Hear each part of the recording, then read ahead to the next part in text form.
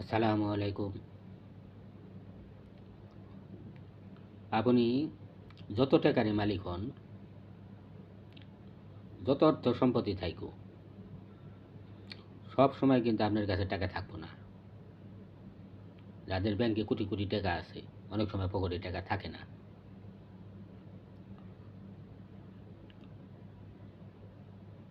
এমন সময় আছে আপনি চাইলে করে দেওয়া পারবেন না।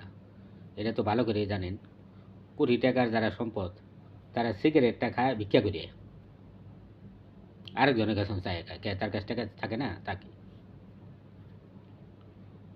তো ওই স্ক্রিনের মধ্যে ওই মেয়েটারে নিয়ে একটা অনেক হইতাছে।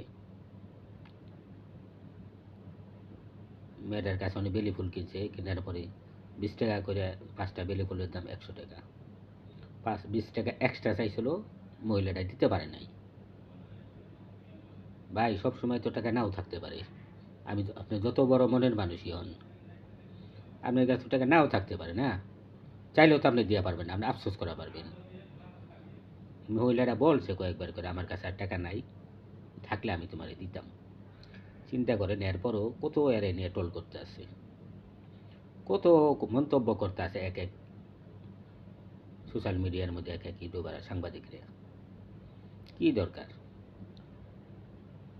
ফেসবুকের মধ্যে যারা এই মানবতার কাজ করে, মানুষের উপকার করে, তারা কি তাদের পকেটের টাকা দেয়? ভিডিও ছাড়ে, ভিডিওতে থেকে ভিউজ হয়, ওই ভিউজের থেকে যে টাকা ইনকাম হয় ওই টাকাই তাদের দেয়। পাবলিকের টাকা পাবলিকের দেয়, পাবলিকের টাকা পাবলিকের দেয়। ঠিক আছে, না দিয়ে নিজের পকেটে রাখতে পারতো, মহব্বত করে দেয়। কিন্তু নিজের গিরের পকেটের টাকা তো আর দেয় না, তাই না? এমন করে ভিডিও করে মাসের মহব্বত লাগায়, ওই ভিডিওতে মহব্বত করে মাসে শেয়ার কমেন্ট করলে সেই টাকা থেকে ইনকাম হলে ওই টাকা আবার পাবলিকেরই দেয়, পাবলিকের টাকা ঘুরাই ফিরে পাবলিকেরই দেয়। নিজের খাইটে খাওয়া ধন সম্পত্তি থেকে বিক্রি করে কেউ সহজে কেউ করে দেয় না। তাইলে ভাইরাল হওয়ার লিগে চিন্তা করেন, মানুষ কত কাজ করে।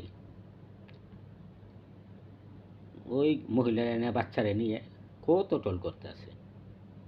মহিলাটা দিল না, 20 টাকা চাইছে, কি হয়েছে, বিদেশে থাকে। মানে যে যা মনে চায় তাই কয়ে তার আবার ভাইরাল হইতে আছে।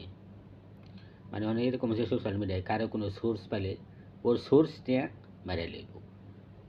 জিনিসটা ভালো মন্দ মানে ওইটা দেখবো না, একবারও যাচাই করে না, যে জিনিসটা ভালো না মন্দ, আসলে কি টাকাটা দিল কিনা বা দিয়া পারলো কিনা।